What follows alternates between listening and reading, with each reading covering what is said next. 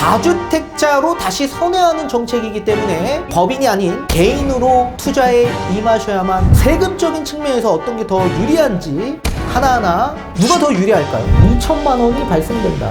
뭐가? 종부세가. 부동산 고민 문자로 자세하게 보내주시면 추첨을 통해서 여러분들에게 월수금 정확한 해답으로 찾아뵙도록 하겠습니다. 뒷번호 2933님께서 보내주신 부동산 고민입니다. 안녕하세요 대표님. 저는 법인채를 운영하고 있는데 자금이 마련돼서 계속 봐왔던 인덕원 숲속마을 4차를 법인으로 구입할까 생각 중인데 어떨까요? 자택은 레미안 슈루이고 방배 우성 아파트도 보유하고 있습니다. 전부 30평대고 공동명의입니다. 대표님을 알게 되어 영광이고 축복입니다. 항상 건승하십시오 라고 보내주셨네요. 전문가님 답변 부탁드리겠습니다. 네, 일단 답변부터 드리도록 하겠습니다. 저는 반대 의견을 좀 드리도록 하겠습니다. 지금 현재 우리 구독자님은 초고가 아파트 2주택을 보유하고 있는 입장이기 때문에 그 2주택에 있어 정확한 자산 현황을 모르고 있기 때문에 3주택이 되는 게 훨씬 더 유리한 건지 아니면 지금 현재 2주택에서 또 다른 전략이 나올 수 있는 건지는 다시 한번 대면 상담을 받으셔서 더 정확한 계획을 세우셨으면 합니다. 일단 지금 질문 주신 사연의 내용을 토대로 해서 답변을 드린다면 3주택이 되고자 하는 방향의 법인 투자는 저는 반대를 드린 겁니다. 법인이 아닌 이제는 개인, 그것도 공동명의 투자 방식으로 추천을 드리고 싶습니다. 지금 2주택이 공동명의로 되어 있기 때문에 3주택도 마찬가지 똑같이 공동명의로 투자에 임하셔야만 합니다. 자, 법인이 그동안 각광받았던 가장 큰 이유는 다주택에 따른 규제 정책이 강화해졌기 때문에 법인 투자가 대세였지만 이제 앞으로의 정책 수립은 다주택자로 다시 선회하는 정책이기 때문에 반드시 법인이 아닌 개인으로 투자에 임하셔야만 합니다. 그 이유를 뒤에 가서 판소를 통해서 좀 더 자세히 설명을 도와드리도록 하겠습니다. 자, 우선 지금 보고 계신 지역 일대는 인덕원역 바로 인근에 있는 의왕에 위치하고 있는 인덕원 숲속마을 4차 아파트를 보고 계신다라고 하셨습니다. 자, 그리고 지금 보유 중에 계신 아파트는 과천에 위치하고 있는 15년차 되고 있는 3,000세대가 넘어가는 레미안슈루 아파트를 보유 중에 있다라고 하셨습니다. 경기도 지역 일대에서 가장 선도하는 지역으로서 그 지역 안에 레미안슈루라는 좋은 아파트를 또 보유하고 계신다라고 하십니다. 또 이번에 보유 중에 계신 아파트는 방배동에 위치하고 있는 방배 우성 아파트를 보유 중에 있습니다. 사당역 바로 초역세권인데 이게 이제 30년이 넘어가는 아파트로서 이제 재건축을 해야 되겠지만 땅의 용도가 2종 일반 주거지역 일대이고 또 용적률이 200%를 또 넘어서 있는 상황이기 때문에 지분율은 높다라고 하더라도 사실상 뒤에 또 산이 있고 하다 보니 또 여기에 경관지구에 대한 부분이 있어서 고도 제한도 또 묶여있는 상황입니다. 그렇기 때문에 사당역 복합환승센터 구축 계획과 함께 거기에 다시 편입돼서 재건축이 되면 좋겠지만 그건 좀 시간적인 여유가 필요한 부분이 있다라고 보시면 좋을 것 같은데 자체적인 재건축은 하기는 쉽지만은 않다라고 보여집니다. 그래도 어찌됐든 간에 공용주차장과 함께 사당역 복합환승센터가 구축 계획이 수립되어 있는 상황이기 때문에 이게 시행이 된다라고 한다면 방배우성도 함께 재건축이 시행될 가능성이 매우 높은 아파트다라고 보시면 좋을 것 같습니다. 자, 앞에서 보신 것과 같이 지금 현재 2주택을 보유하고 있는 상황에서 인덕원 숲속마을 아파트를 법인으로 매수하겠다라고 말씀을 해주셨는데 저는 반대를 드렸습니다. 자, 오늘 제가 판소를 통해서 법인과 그리고 공동명의로 개인으로 3주택이 됐을 때 세금적인 측면에서 어떤 게 더 유리한지 하나하나 풀어드리면서 설명을 도와드리도록 하겠습니다. 조금 어렵다라고 하더라도 좀 간단 명료하게 쉽게 풀어드리도록 하겠으니까 여러분들도 하나하나 잘 따라오시면 좋을 것 같습니다. 자, 우선적으로 세금적인 측면을 알기 위해서는 2023년 공시가격이 대략 얼마 정도 나올 수 있을지를 판단해야 되는데 요건 제가 앞전 영상에서 설명을 좀 도와드렸죠. 올해 시세 곱하기 공시가격 현실화율을 적용하게 된다라고 한다면 내년도 시세를 좀 어느 정도 유추할 수 있다라고 말씀을 드렸었습니다. 자, 일단 과천에 위치하고 있는 레미안 슈르, 이 아파트의 KB 시세를 제가 조사해보니 시세가 얼마 나오냐면 13억 정도 형성이 되어 있습니다. 그리고 공시가격 현실화율은 2020년도로 적용하겠다라고 했기 때문에 2020년도로 적용을 하게 되면 23년도 공시가격은 약 9억 정도가 나옵니다. 9억 정도. 자, 그리고 과천에 있는 레미안 슈르뿐만 아니라 또 한 채를 보유하고 있는데 방배동 우성 아파트를 보유하고 있다라고 하셨습니다. 자, 방배동 우성 아파트 이거 시세 얼마 정도 하냐? 15억 정도 합니다. KB 시세. 그리고 23년 공시가격 예상치는 11억 정도가 나옵니다. 또 이뿐만 아니라 한 채를 더 매수하겠다라고 하셨죠. 이건 C라는 아파트라고 하겠습니다. 인덕원에 있는 숲속마을, 이 숲속마을 아파트, 여기 시세가 현재 9억 정도로 형성되어 있습니다. KB 시세 9억. 그리고 23년 공시가격 예상치는 6억입니다. 6억. 이거는 2020년도 공시가격 현실화율을 적용한 겁니다. KB 시세. 그래서 나온 공시가격 예상치다. 자, 이런 상황에서 우리 구독자님이 말씀하신 법인이 더 유리한지 아니면 제가 말씀드리는 공동명의가 더 유리한지를 알아보도록 하겠습니다. 자, 우선적으로 과천 슈르 아파트 공동명의 되어 있다라고 하셨고, 우성도 마찬가지 공동명의로 되어 있다라고 하셨습니다. 그래서 저는 3주택으로서 공동명의를 추천을 드렸습니다. 공동명의. 자, 그리고 우리 구독자님이 생각한 방향대로 법인을 설립하셔서 1주택 법인으로 투자했을 때 어떤 게 더 유리한지 세금적인 측면에서 하나하나 설명을 도와드릴 텐데, 당연히 취득할 때부터 보유, 양도할 때까지의 세금적인 측면을 하나하나 설명을 풀어드리도록 하겠습니다. 일단 자, 취등록세 납부하셔야 되겠죠. 자, 우리는 이제 2주택인데 추가적으로 인덕원 숲속마을 아파트 취득하면 3주택이 됩니다. 3주택이 되면 취득세에 있어서 중과 대상자가 될 겁니다. 다만 지금 의왕 같은 경우에는 비규제 지역으로 전환이 되었기 때문에 비규제 지역 3주택이죠. 따라서 취등록세에 있어서 중과가 적용이 되겠지만 세율이 8.4%의 취등록세율이 적용이 됩니다. 자, 그렇다면 취등록세 얼마 정도 나올까요? 7,500만 원 정도 발생이 됩니다. 그리고 법인은 어떻게 될까요? 자, 법인의 취등록세. 자, 법인은 규제가 적용이 돼서요, 이제 취득 공시가격 1억 이하 아니면 무조건 12.4%의 취등록세를 납부하게 됩니다. 85제곱미터 이하다 보니까 12.4%, 그 이상이면 13.4%를 납부해야 되는데, 그렇다면 당연히 시세가 9억이라고 한다면, 취득을 9억에 했다라고 한다면 12.4%로 1억 1천만 원 납부를 해야만 합니다. 누가 더 유리할까요? 당연히 법인보다 공동명의로 취득했을 때가 훨씬 더 유리하다. 자, 그리고 두 번째, 종부세가 있습니다. 종부세. 자, 2023년 종부세는 당연히 지금 정부가 추진하고 있는 정부 입법안, 이게 지금 민주당과 잠정 합의를 봤죠. 이게 내년 세법 개정안에 포함되기 때문에 내년 종부세 계산할 때 적용이 될 겁니다. 자, 종부세는 어떻게 됩니까? 종부세. 공제액이 각각 9억씩 공제가 됩니다. 각각 9억씩.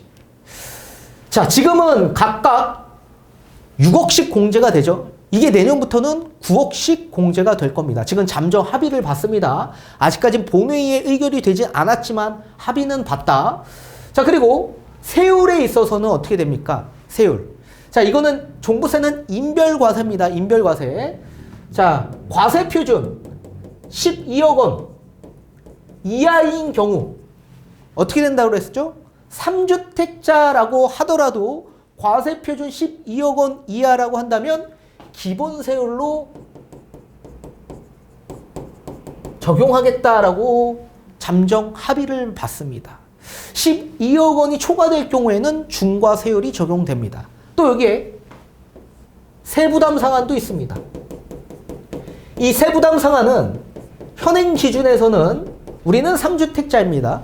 따라서 3주택 300%가 적용이 되는데 이거는 일원화돼서 세부담 상한이 150%로 줄어들 겁니다.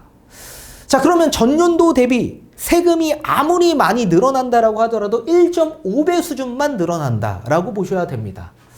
자, 그러면 우리가 한번 계산을 한번 해볼까요?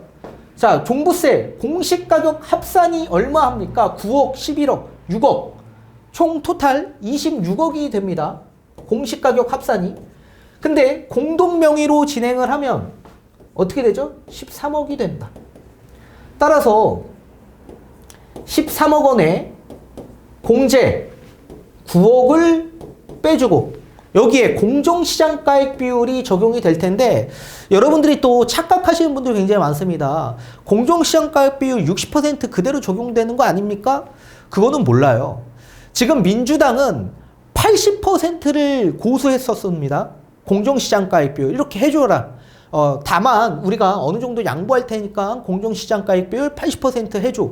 근데 다만 정부가 지금 계속적으로 주장했던 건 공정시장가액 비율은 60%에서 100%까지 대통령령으로 부동산 시장 여건에 따라서 조율을 할 수 있습니다. 이거를 80%까지 올려라라고 민주당이 계속적으로 고수를 했는데 지금 잠정 합의된 건 기존대로 60%에서 100% 대통령령으로 정하는 그 공정시장가액 비율이 잠정 합의가 된 겁니다. 따라서 내년도에 시장 여건에 따라서 대통령이 60%로 다시 적용을 할지 아니면 80%로 적용할지는 내년 가서 적용을 할 텐데 정부가 입법 추진을 했을 땐 중과가 완화되는 대신에 공정시장가액 비율을 80%까지 그냥 내년에 올리겠다라고 민주당과 협의를 본 적이 있었거든요. 그래서 제가 봤을 땐 80%로 적용될 가능성이 높다라고 보고 있는 겁니다. 자, 그러면 이렇게 되면 어떻게 될까요? 과세 표준이 얼마가 나올까요? 3억 2천이 나옵니다. 3억 2천. 자, 과세 표준 3억 원 이하인 경우에는 세율이 바뀌었습니다. 기본 세율에서 조금 더 인하를 해줬습니다. 5%. 또 과세 표준 3억에서 6억 원 구간은 7%입니다. 우리는 3억 2천이다 보니까 7%가 적용이 되죠.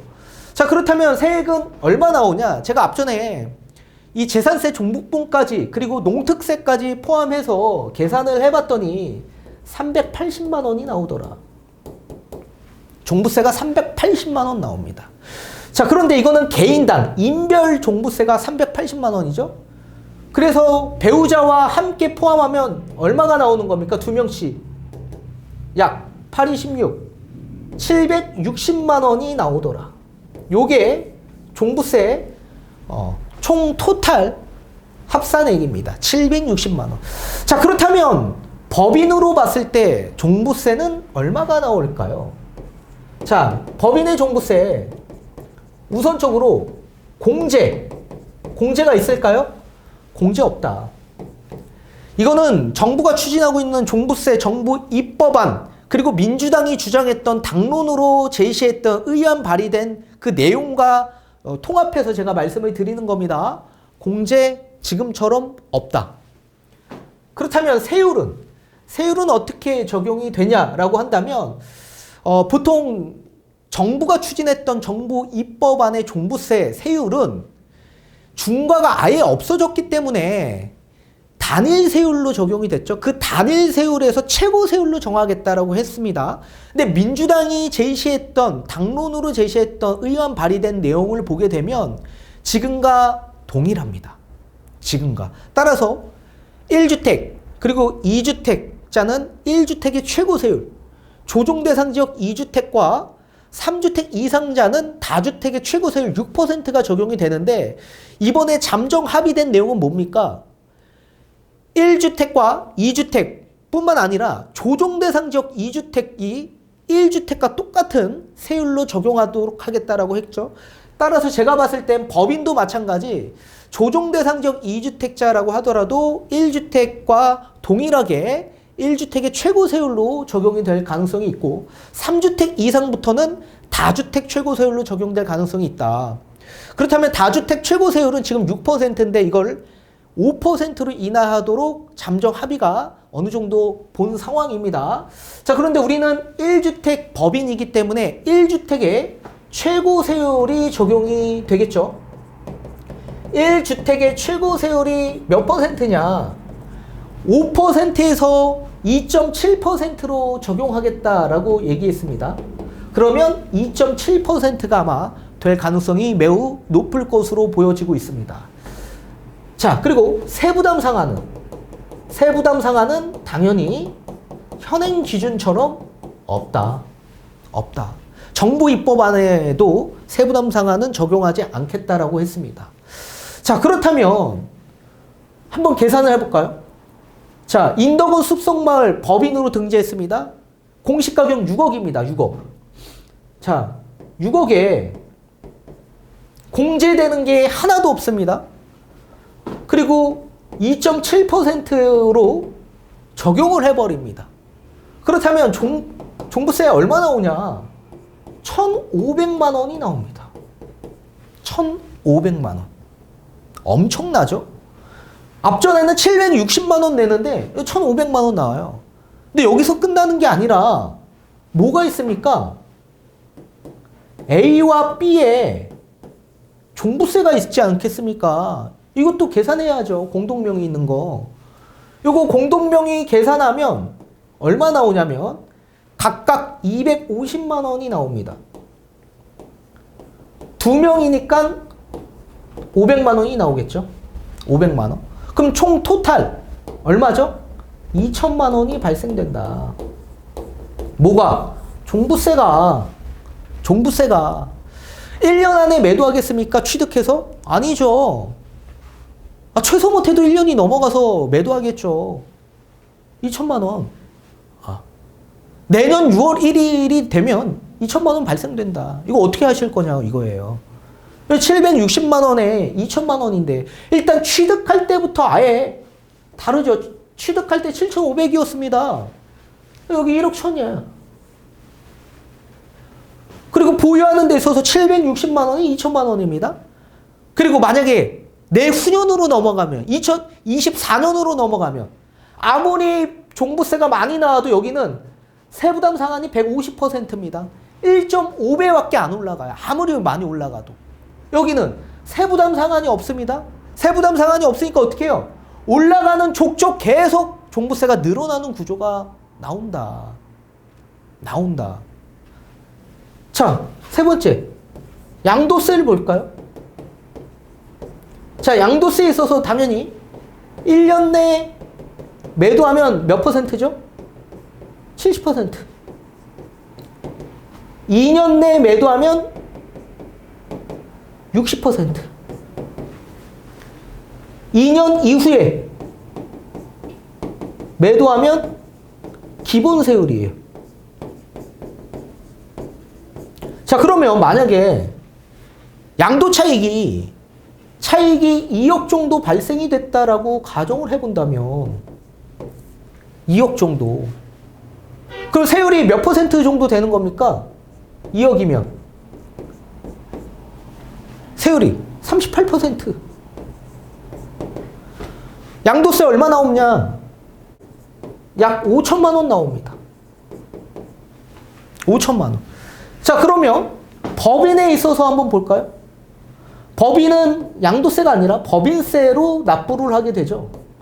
자, 법인세는 기간에 상관없이 양도 차익분에 따라서 발생이 됩니다. 자, 2억 원 이하의 차익이 발생되면 세율이 어떻게 됩니까? 10%예요. 근데 이 10%만 적용되는 게 아니라 비사업용 주택과 입주권, 분양권 같은 경우에는 20%가 중과가 됩니다. 그럼 총 토탈 30%의 법인세율이 적용되는 겁니다. 그럼 만약에 2억 원 초과해서 200억 이하인 경우 양도 차익은 어떻게 됩니까? 20%예요. 여기에 중과 20%가 적용되면 40%를 적용받게 되는 거죠. 만약에 여기도 마찬가지 차익이 2억이 생겼다라고 가정을 해본다면 2억 원 이하이다 라고 한다면 얼마입니까? 2억에 30%죠. 이 30% 적용을 하면 얼마예요? 누진세율이 없다 보니까 30% 적용하면 6천만 원이다. 누가 더 유리합니까? 개인이 더 유리하죠, 개인이. 자, 단기간 내에 매도하면은 법인이 더 유리할 수 있겠네요. 다만, 단기간 내에 매도할 생각으로 3주택이 되실 생각으로 있는 건 아니시잖아요. 그죠? 따라서, 최소 못해도 2년이 넘어가서 매도 계획을 세우시겠죠. 그럼 누가 더 유리합니까? 여기 훨씬 더 유리하다. 취득할 때부터 이미 다르다. 7,500에 1억 1천. 그리고 보유하는 데 있어서 내년도 760만 원 종부세, 여기는 2천만 원 내야 돼요. 그리고 양도할 때도 5천만 원의 양도세와 6천만 원의 법인세. 개인이 훨씬 더 유리하다, 공동명의가.